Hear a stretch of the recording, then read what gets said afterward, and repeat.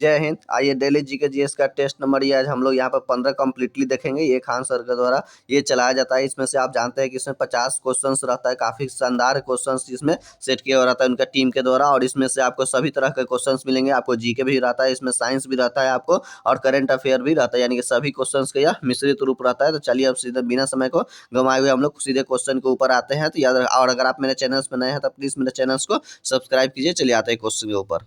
पहला क्वेश्चन हम लोग का कहता है कि भारत के समूह में से गोंडवाना जो चट्टानें होती है, तो इससे महत्वपूर्ण में से कौन सी मतलब तर्क सही है। तो याद रखना गोंडवाना की चट्टानों में आपको मिलेगा और 90% से ज़्यादा आपको क्या होता है, कोयला का भंडार होता है। तो आपका 1 का क्या हो जाएगा इसमें से, तो 1 का आपका बी हो जाता है। चलिए अगला 2 नंबर क्वेश्चन का हम लोग चाहते हैं। यहाँ पे भी सूची क्या करना है, एक दूसरे से मिलान करना है। तो मिलान वाला से संबंधित में याद रखेगा तो आपका मैथन जो है, तो याद रखने की आपका बड़ाकर नदी पे है। उसी तरह से सलाल अब्दुल हस्ती परियोजना वगैरह ये सब देखिएगा तो आपको चिनाब नदी पे हो जाता है। और राणा प्रताप सागर आपको हो गया तो ये आपका चंबल नदी पे है। और ये टिहरी बांध परियोजना तो आप जानते हैं भागीरथी नदी पे है। तो इस तरह से आप इसका देख लीजिए तो 3 और 4 हो, यानी कि पहले का 3 और 4, यानी कि आपका ये डी नंबर आपका आंसर सही है। चलिए अगला क्वेश्चन कहते हैं 3 नंबर पे क्वेश्चन आते हैं। यहाँ पे भी मिलान चिन्ह वगैरह से संबंधित है। तो याद रखना होगा कि आपको भिलाई कहाँ पे पड़ता है, तो आपको ये छत्तीसगढ़ में ही पड़ता है। हालांकि ये रूस के सहयोग से हुआ था। बोकारो वाला झारखंड में है ये भी, और मतलब और ये भी आपका रूस के सहयोग से हुआ था। जबकि ये दुर्गापुर जो कि पश्चिम बंगाल में पड़ता है। तो याद रखना ये आपको ब्रिटेन के सहयोग से हुआ था, यूके के। और उसका राउरकेला हो गया तो ये आपका उड़ीसा में है,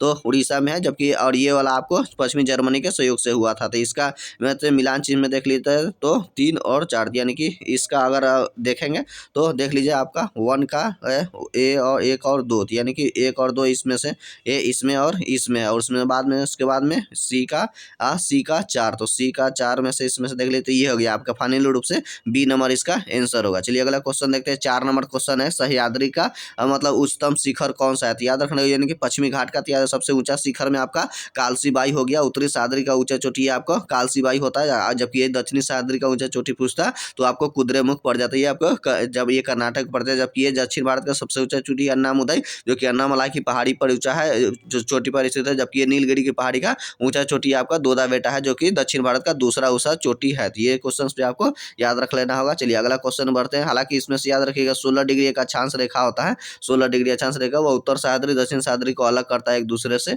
5वां नंबर क्वेश्चन कहता है कि मतलब वह सोकोट्रा जो द्वीप है वह कहाँ पे स्थित है। तो याद रखना होगा आपको ओमान में स्थित है। अगला क्वेश्चन भी वही है, मिलान चिन्ह से ही संबंधित है हम लोग का। तो याद रखिएगा तांबा के मतलब कहाँ के लिए, तो याद रखना तांबा आपको काटंगा में है, यहाँ से मिलता है। हीरा आप जानते हैं किन्बरले की खान में यह आप लोग यहाँ से प्राप्त होता है। जबकि सोना के अगर बात करें तो सोना में आपका हो गया ये विट्स वाइट से रैंड यहाँ पर उत्पादित होता है। जबकि चांदी के लिए आपको याद रखिएगा बूटा की खानें होती है, यानी कि बूटा के खान होती है। तो इसका जो आंसर हो जाएगा आपका तो 6 का या बी नंबर इसका आंसर हो जाता है। और तांबा के लिए आप जानबे करते हैं चिली उत्पादन है। उसी तरह से हीरा में रूस प्रथम स्थान पे आता है। जबकि सोना उत्पादन में चाइना होता है। जबकि चांदी उत्पादन में आपको मैक्सिको का स्थान है। चलिए अगला क्वेश्चन की ओर हम लोग बढ़ते हैं। फिर यहाँ भी क्वेश्चन आ गया है कि मिलान चिन्ह वगैरह करना है हम लोग का, ये 7 नंबर क्वेश्चन का। तो चलिए यहाँ पे कुछ मिला, जैसे कि मून बुशमैन या जनजाति कलहारी मरुस्थल में मिलता है, यानी कि यह नामीबिया में होता है। उसी तरह बद्दू आपको कहाँ मिलेगा, तो सऊदी अरब में मिलता है। और इसके अलावा पिग्मी जनजाति आप जानबे करती है कांगो बेसिन में यह मिलता है। जबकि मसाई आपको केनिया में मिलता है। जबकि यही मसाई एक जनजाति है एकमात्र जो पशुओं का खून क्या करता है, वह खून पीता है, याद रखना होगा। उसी तरह से यह पिग्मी जनजाति सबसे नादे कट का यह पिग्मी जनजाति होता है, सबसे कद में यह छोटा होता है, कांगो में मिलता है। और बुशमैन जनजाति के बारे में जान लीजिए, ये क्या करता है कि इसका सबसे मुख्य भोजन में आपको मतलब यह दीमक होता है, जो आपको दीमक वह खाता है। इसीलिए इसको कहा जाता है कि बुशमैन का चावल को किसको कहा जाता है, तो वह दीमक होता है। तो ये आपको याद रखना होगा 7 नंबर में। अगर 7 का तो 7 नंबर का आपका हो जाएगा क्यों सी हो जाएगा। 8वां नंबर क्वेश्चन देखते हैं। अंतर्राष्ट्रीय दिनांक रेखा जो होती है खींची जाती है किससे होकर गुजरती है, तो याद रखना होगा प्रशांत महासागर से होकर गुजरती है। और बेरिंग जल संधि मतलब अभी अंतर्राष्ट्रीय तिथि रेखा के समानांतर ही, तो अंतर्राष्ट्रीय तिथि रेखा वो 180 डिग्री आपका होता है, वह रेखा देशांतर रेखा को ही कहा जाता है। चलिए आगे की ओर बढ़ते हैं। 9 नंबर क्वेश्चन कहता है यहाँ कौन सा सुमिलित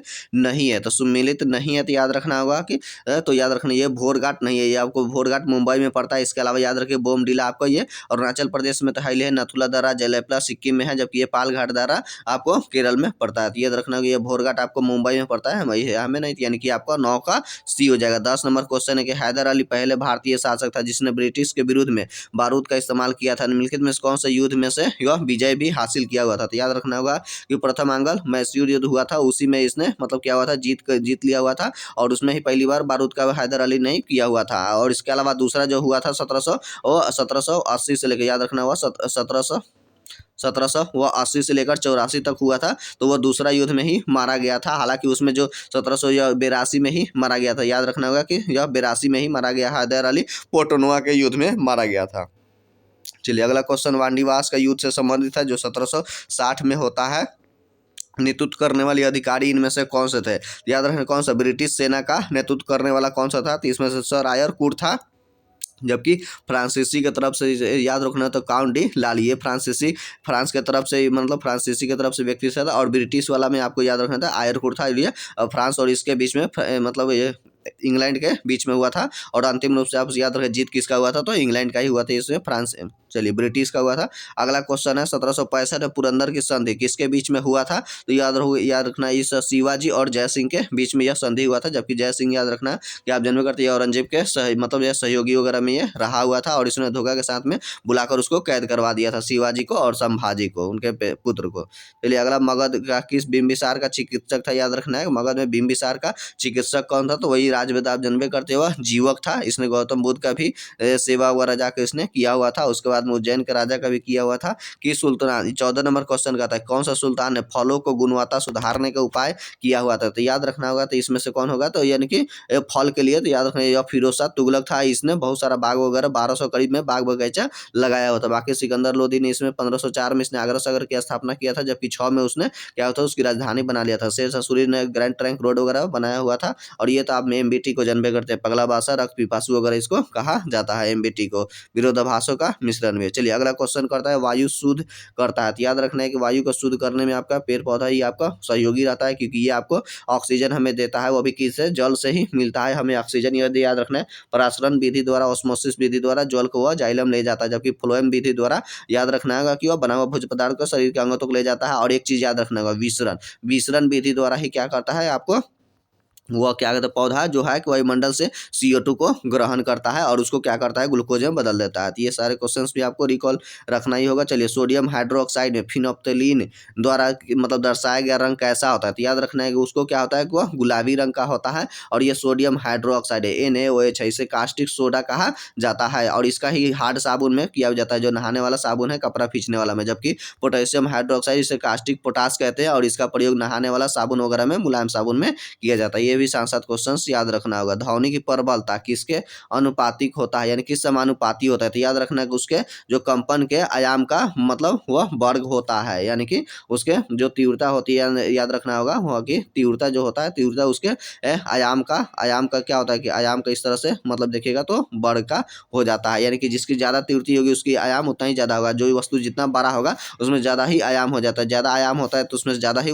मतलब उसमें ध्वनि उत्पन्न होती है। और ध्वनि में याद रखना है कि ध्रुवन की घटना नहीं पाई जाती है, बाकी इसमें भी परावर्तन अपवर्तन विवर्तीकरण ये सारी घटनाएं देखने को मिलती है, जबकि ध्वनि अनुदैर्घ्य तरंग के रूप में जाना जाता है। रोल्ड गोल्ड 18 नंबर क्वेश्चन है कि रोल्ड गोल्ड यानी कृत्रिम सोना जो है मिश्र धातु है, किसका है। याद रखना है कॉपर और एल्युमिनियम का है, और इसमें कॉपर 90% होता है, आपका 10% एल्युमिनियम होता है, और इसी तरह से एक झूठा सोना या बेवकूफों का सोना होता है, इससे आयरन पाइराइड्स को कहा जाता है, FeS2 की इसको भी कहा जाता है। तो ये दोनों क्वेश्चन आपको याद रखना होगा। चलिए आगे क्वेश्चन की ओर बढ़ते हैं। भौतिक परिमाण अदिश जो होती है कि परिमाण इनमें से कौन सा है। याद रखना है वो विद्युत धारा है जो कि अदिश राशि है, बाकी आपका टॉर्क हो गया, द्विध्रुव हो गया और कोणीय संवेग, ये सभी सदिश राशियां है। चलिए 20 नंबर क्वेश्चन है कि पानी के निकालने पर सेविंग ब्रश से आपस में चिपक जाते हैं। क्या क्यों चिपक जाते हैं, वह पृष्ठ तनाव के कारण ही चिपक जाते हैं। चलिए फेफड़े में ऑक्सीजन होकर रक्त कहाँ से आता है। तो याद रखना है जब फेफड़ा से जब आता है तो आपको क्या आता है, दाहिना आलिन में आता है। उसके बाद में आपको बाइकास्पेड बल्ब के द्वारा आपका मतलब वो बायां आलिन में आता है, और बायां आलिन के पास बाइकास्पेड बल्ब के द्वारा बायां निलय में आता है। उसके बाद में पूरा शरीर में वह चला जाता है। तो ये क्वेश्चन भी आपको याद रखना, जबकि फेफड़ा की इकाई याद रखिएगा एल्वियोली होता है। दो आवेशों के बीच में 120 न्यूटन का बल लग रहा है, तो आवेशों के बीच की दूरी को दुगना अगर कर देने पर अब बल कितना लगेगा। तो यहाँ पे क्वेश्चन है, तो याद रखिएगा इसका जो हो जाएगा दुगना किया जा रहा है यानी कि 2 का स्क्वायर। इसका याद रखने लगने वाला जो बल होता है वह दूरी के मतलब वर्ग का स्क्वायर होता है, ये समानुपाती होता है, यानी कि 2 का स्क्वायर यानी कि 4 गुना हो गया। और अब 4 से डिवाइड कीजिएगा 120 को 4 से, तो 4 की 12 यानी कि आपका 30 न्यूटन हो जाएगा। और ये आपका कूलम का नियम आता है, कूलम का नियम में वही आप जानबे करते हैं, यानी कि दो आवेशों के बीच के लगने वाला जो होता है वह गुणनफल के समानुपाती होते हैं और बीच के दूरी का उसका वर्ग का व्युत्क्रमानुपाती होता है। मधुमेह रोग या डायबिटीज रोग में क्या होता है, वैसे स्थिति में याद रखिएगा खून में वो शर्करा यानी कि ग्लूकोज का सामान्य स्तर काफ़ी अधिक क्या हो जाता है कि बढ़ जाता है, और ये बीटा सेल से निकलता है आपको इंसुलिन। अगर इंसुलिन कम निकलता है इसी कारण से खून में ये बढ़ जाता है। अगर इंसुलिन ज़्यादा निकलने लगता है तो ऐसी स्थिति में हाइपोग्लाइसीमिया रोग हो जाता है, ये भी याद रखना। जबकि अल्फा सेल से ग्लूकागोन निकलता है जो शरीर में ग्लूकोज को कंट्रोल करने का कार्य करता है। गामा सेल से सोमैटोस्टेटिन निकलता है। तो ये अल्फा बीटा गामा ये सभी आपको याद रखने कौन सा है, हार्मोन है। जबकि वही अग्नाशय से मतलब आपको LAT यानी कि ये 3 चीज़ निकलता है। लाइपेज वसा को पचाता है, माइलेज आपको मंड स्टार्च को पचाता है, जबकि ट्रिप्सिन आपको प्रोटीन का पचाता है, ये भी अग्नाशय से निकलता है। लेकिन ये सभी क्या है आपको एंजाइम है। और जबकि अल्फा बीटा गामा याद रखिएगा वो कौन सा है, वह हार्मोन से निकलता है वहाँ से। चलिए अगला क्वेश्चन 24 नंबर का होता है कि एक मोटर गाड़ी को स्टीयरिंग व्हील को व्यास घटा दिया जाता है, तो उसे घुमाने में ड्राइवर को क्या करना पड़ेगा, तो उसमें ज़्यादा बल लगाना पड़ेगा। अगला क्वेश्चन है कि ग्लाइकोलाइसिस के जो है लक्षण क्या है, तो इसमें से याद रखेगा वो ग्लूकोज का पायरुविक अम्ल में बदल जाना और उसके बाद साथ यह ग्लाइकोजन के रूप में जमा रहता है, जो कि कहाँ पे रहता है, तो याद रखना होगा कि लीवर में रहता है। और अगर ऑक्सीजन यह नहीं मिलेगा तो याद रखेगा वह लैक्टिक एसिड के रूप में ग्लूकोज क्या होता है कि बदल जाता है, जो थकान के लिए उत्तरदायी होता है। 26 नंबर क्वेश्चन हम लोग देखते हैं, निम्नलिखित में से कथन सत्य है, इसमें से याद रखना है। तो याद रखना है कि बेकेलाइट और मेलामाइन ये दोनों आपको थर्मोसेटिंग प्लास्टिक है, यानी कि एक बार सेट होने के बाद इसे दोबारा पिघलाकर नहीं बना सकती है, पिघलता ही नहीं है, इसलिए इसका बेकेलाइट और मेलामीन का प्रयोग किया जाता है। 26 नंबर। 27 नंबर कौन सा इनमें से अम्लराज कौन सा है, तो याद रखना अम्लराज में आपको सांद्र HCl अम्ल और HNO3 का यह अनुपात 3:1 होता है, क्योंकि यहाँ पे सांद्र बोला जी अम्लराज है। जबकि अम्लों का राजा कहेगा तो सल्फ्यूरिक अम्ल को कहा जाता है, H2SO4 को कहा जाता है। वाष्प उत्सर्जन में क्या होता है, तो याद रखना वाष्प उत्सर्जन में क्या होता है कि पत्तियों से पानी का वाष्प के रूप में निकलने लगता है, क्योंकि वो अपना पौधा खुद को मतलब सुरक्षित रखने के लिए ज़्यादा मात्रा में वो क्या होता है वाष्प छोड़ने लगता है, जो काफ़ी ज़्यादा धूप वगैरह रहता है। तो फायरमैन की वर्दी को अग्निशमन के रूप में निम्नलिखित से कौन सा प्लास्टिक कोडिंग का प्रयोग किया जाता है, तो याद रखना होगा मेलामाइन का प्रयोग किया जाता है। बाकी वो जानबे करते हैं कि आप बेकेलाइट वगैरह प्रेशर कुकर में हैंडल में प्रयोग होता है, तो ये आपका थर्मोसेटिंग हो गया, यानी सेट होने के बाद दोबारा नहीं हो सकता है। बाकी आपका टेफ्लॉन हो गया, और ये PVC पॉलीविनाइल क्लोराइड हो गया, और पॉलीथीन हो गई, ये सब आपको थर्मोप्लास्टिक है, यानी कि इसे दोबारा भी पुनः यथि में यूज में लाया जा सकता है, उसे पिघलाकर कोई दूसरा सामान बना सकते हैं। किसने कहा था कि संविधान सभा कांग्रेस थी और कांग्रेस ही भारत था, तो याद रखना है कि वो ऑस्टिन नामक व्यक्ति ने बोला हुआ था। 31 नंबर क्वेश्चन है, यहाँ पे भी आपको क्या करना है कि मिला एक दूसरे से कथन कारण निष्कर्ष में देखना है। तो भारत का संविधान देश की आवश्यकता की पूर्ति करता है, यानी कि ये आपको क्या है कि ये सही है। इसके एक गृहीत संविधान कहा जाता है, उपयुक्त संदर्भ में से कौन सा कथन सही है, यानी कि आपको ये दोनों सही है, लेकिन क्या करता है कि आपका 2 का सही स्पष्टीकरण नहीं करता है। तो इसका देख लेंगे तो इसका जो हो जाएगा का ये सत्य है और ये सत्य नहीं है, तो याद रखना ये वाला आपका B नंबर हो जाएगा 31 का, यानी कि दोनों सही है, लेकिन उसका जो जो R है वह सही स्पष्टीकरण नहीं करता है। चलिए 32 नंबर क्वेश्चन है कि न्यायिक पुनर्वलोकन का व्यवस्था जो कि आर्टिकल 137 में है, तो याद रखना यह कहाँ कहाँ व्यवस्था यह है, तो आपको भारत में भी है और अमेरिका में, क्योंकि अमेरिका से चूंकि यह न्यायिक व्यवस्था लिया गया है, इसलिए अब भारत में भी है और अमेरिका में भी है, और यह आर्टिकल 137 में आ जाता है। 33 नंबर क्वेश्चन है, यहाँ पे फिर मिलान करना है एक दूसरे से रिलेटेड में। तो देख लीजिए आपका मौलिक अधिकार आप जानबे करते हैं कि यह कहाँ से लिया गया है, तो अमेरिका से लिया गया है। राज्य का नीतिगत सिद्धांत कहाँ से लिया गया है, यानी कि आयरलैंड से लिया गया है। और उसके अलावा जो मंत्रिमंडलीय सरकार आपका ब्रिटेन से लिया गया है, जबकि केंद्र और राज्य का संबंध आपको कहाँ से लिया गया है, तो कनाडा से लिया गया। जबकि आपके मौलिक अधिकार मैग्ना कार्टा कहते हैं, इसका आर्टिकल 12 से 35 आता है और भाग 3 में इसको मिलेगा। जबकि राज्य का नीतिगत सिद्धांत यह भाग 4 में मिलेगा, और इसमें 36 से लेकर यह 51 तक ले आर्टिकल आता है। जबकि राज्य का नीतिगत सिद्धांत याद रखेगा वाद योग्य नहीं है, जबकि मौलिक अधिकार वाद योग्य है।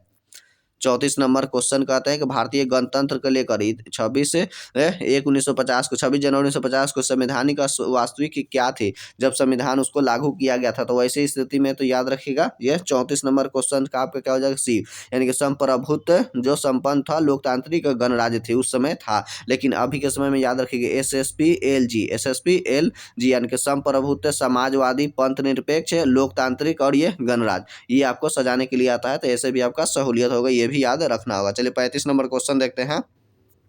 भारतीय संविधान में प्रस्तावना में कितने प्रकार का न्याय, तो याद रखना है कि न्याय इसमें से कितना है 3 तरह का है, जबकि स्वतंत्रता यानी कि आज़ादी 5 तरह का है, जबकि समानता आपको प्रतिष्ठा और अवसर यानी कि आपको 2 तरह की है, जबकि मातृत्व आपको कितना तरह का है तो 1 तरह का है। तो इसका आंसर में आप देख लीजिए तो आपका ए होगा, जबकि ये प्रस्तावना इस संविधान की आत्मा है। जबकि 32 को कहेगा तो अनुच्छेद के तब जाके भीमराव अम्बेडकर साहब उनको बोले थे, जबकि 19 आर्टिकल को संविधान की आत्मा जवाहरलाल नेहरू साहब ने बोले थे।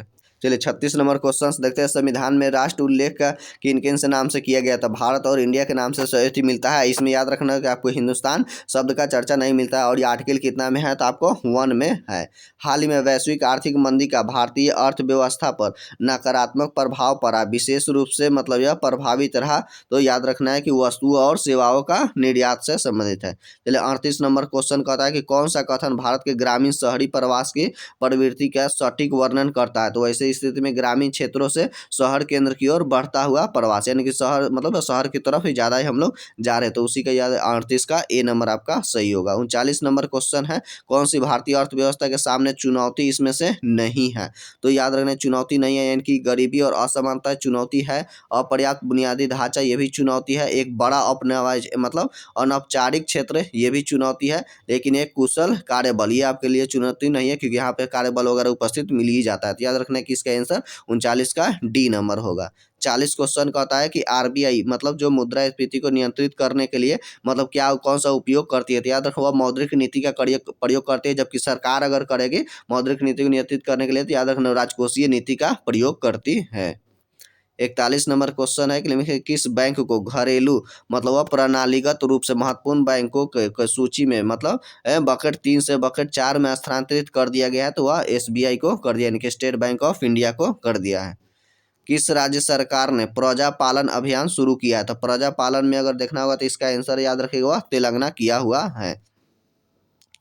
43 क्वेश्चन कहता है कि भारतीय नौसेना ने एडमिरल एप्लॉयड्स का एक नया डिजाइन जारी किया है, जिसके अनुसार कौन सा कथन इनमें से सही है। तो याद रखिए यह नए डिजाइन में अष्टकोण नौसेना ध्वज तैयार किया गया है, यानी कि ये भी सही है। नए डिजाइन में गोल्ड नेवी बटन गुलाबी को मानसिकता को दूर करने का संकल्प को दोहराया गया, ये भी सही है। इसका मतलब 43 का दोनों सही है, 1 और 2। ललन सिंह के इस्तीफे के बाद जेडीयू का अध्यक्ष किससे बनाया गया तो नीतीश कुमार जी को बना दिया गया है। अमित शाह ने भारतीय राष्ट्रीय सहकारी डेयरी महासंघ के नए कार्यभार के आधारशिला कहाँ पे रखे गए हैं। तो याद रखना ये 45 का जो होगा इसका तो वह गांधीनगर में किया गया, जबकि यह सहकारी समिति है। तो याद रखना इसको भाग 9 के ख में इसको रखा गया। और आर्टिकल की बात करेंगे तो 43 का इसमें से क में इसको देखने को भी मिलता है। इसके अलावा सहकारिता समिति और संविधान में मतलब 97 संविधान संशोधन के तहत लाया गया था। 46 नंबर क्वेश्चन देखते हैं कि नेशनल ट्रांजिट पास क्या कह रहा है कि नेशनल ट्रांजिट पास सिस्टम के बारे में कम्युनिटी कथनों पर विचार करें। तो वैसे में इसका विचार करने से संबंधित है। याद रखिए पूरे देश में लकड़ी बांस और अन्य उपज वाली निर्बाध परागमन की सुविधा के लिए एनटीपीएस को पूरे भारत में लॉन्च किया गया है, यानी कि आपका सही है। उसके अलावा वर्तमान में विशिष्ट परागमन नियमों के आधार पर हल्की और उपज वाली परिवहन के लिए सामान्य परागमन या परमिट जारी किए गए, यानी कि ये भी आपका सही है। यानी कि इसका आंसर क्या होगा कि ए और 2 दोनों हो जाएगा।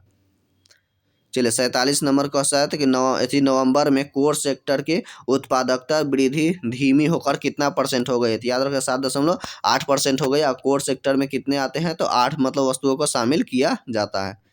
48 नंबर क्वेश्चन करता है कि भारत यहाँ सरकार ने यहाँ पे खाली स्थान 2 के आयातित जिप्सम बोर्ड और टाइल्स पर एंटी डोपिंग शुल्क लगा दिया। तो वो आपको क्या हो जाएगा कि आंसर सी मतलब ये बी हो जाएगा, यानी कि सरकार ने चीन और ओमान के आयातित जो है जिप्सम बोर्ड और इसे टाइल्स पर डोपिंग लगा दिया। बाकी आप जिप्सम का सूत्र वगैरह जानते करते हैं, कैल्शियम सल्फेट से और ये 2H2O होते हैं, यानी कि 2 जल रहेगा। इसमें अगर हाफ जल कर देंगे हाफ H2O तो यह प्लास्टर ऑफ पेरिस हो जाता है, यानी कि POP आपका हो जाता है। चलिए अगला 49 नंबर क्वेश्चन कहता है किस देश ने ब्रिक्स की सदस्यता अस्वीकार कर दिया है। तो आपको अस्वीकार में याद रखना है, अर्जेंटीना कर दिया है ब्रिक्स वाला में, BRICS, यानी कि ये ब्रिक्स में था। और अब टोटल इसमें से 5 नए शामिल हुए हैं, तो 5 पहले से और 5 अभी नए से, तो इस तरह से अभी टोटल ब्रिक्स में याद रखिएगा आपको कितना हो गया, 10 हो गया है। और ये आपका 2023 में याद रखना, साउथ अफ्रीका में हुआ था। अगला साल ब्राजील होता, लेकिन ब्राजील अब होस्ट करने से मना कर दिया। अब आपको ये 2024 में इस साल आपको ये रूस मतलब देखने को मिलेगा, ब्रिक्स की अध्यक्षता करेगा।